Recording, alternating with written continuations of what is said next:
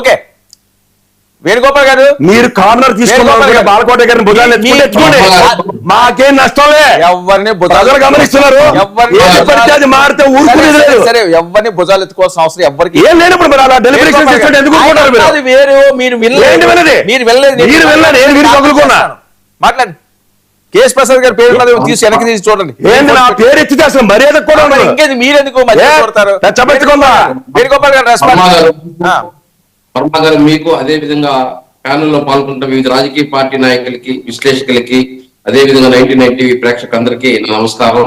రేపు రాబోయే నూతన సంవత్సరం అందరికీ శుభాకాంక్షలు చెప్తున్నాము. అదే విధంగా ఈ రోజు ఏదైతే 2025లో ప్రతిపక్షాలు ప్రతిరోజు అభివృద్ధి ఎక్కడ సంక్షేమం ఎక్కడ అదే విధంగా లా అండ్ ఆర్డర్ ఎక్కడ అని విమర్శిస్తా ఉంటారు ప్రతి డిబేట్ ఛానల్లో.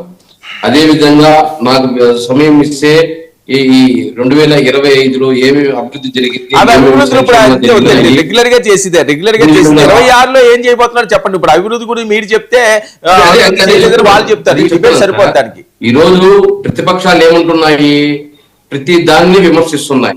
సంక్షేమం ఏం లేదు, కూటమి ప్రభుత్వం అభివృద్ధి చేయలేదు, లా అండ్ ఆర్డర్ కంట్రోల్ లేదు అని చెప్తున్నారు.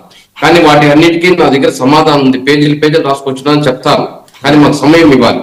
కానీ ఆ సమయం లేదు కాబట్టి నేను క్లుప్తంగా చెప్తున్నాను.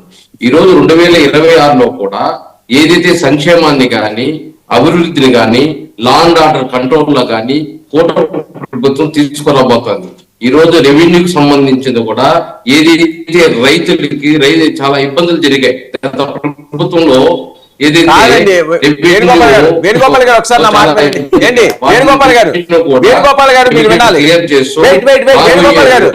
వేణుగోపాల్ గారు ఒకసారి అది మీరు దాని మీద స్టోరీ చేద్దాం. వినండి ఒక్క నిమిషం, దాని మీద స్టోరీ చేద్దాం. 26లో మీ స్ట్రాటజీ ఏంటి, ఏం చేయబోతున్నారు అది చెప్పండి.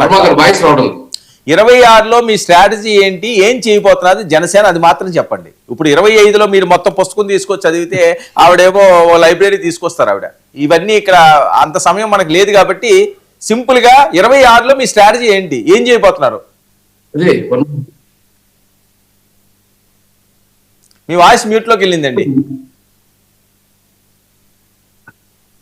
వేణుగోపాల్ గారు మీరు సిగ్నల్ లేనట్టున్నారు, ఒకసారి చెక్ చేయండి.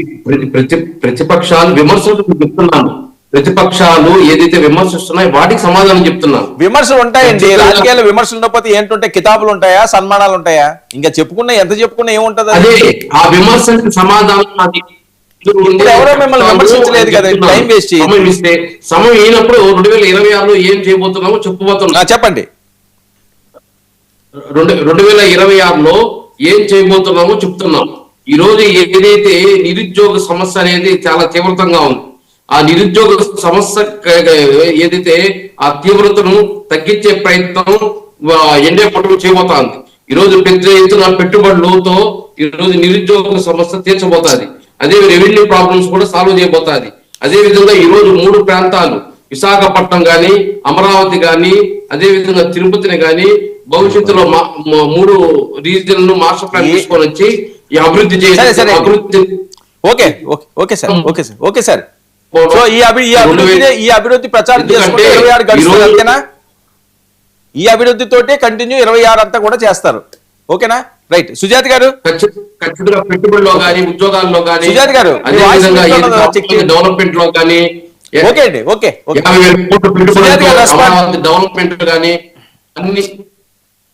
సుజాత గారు వినిపిస్తుందా?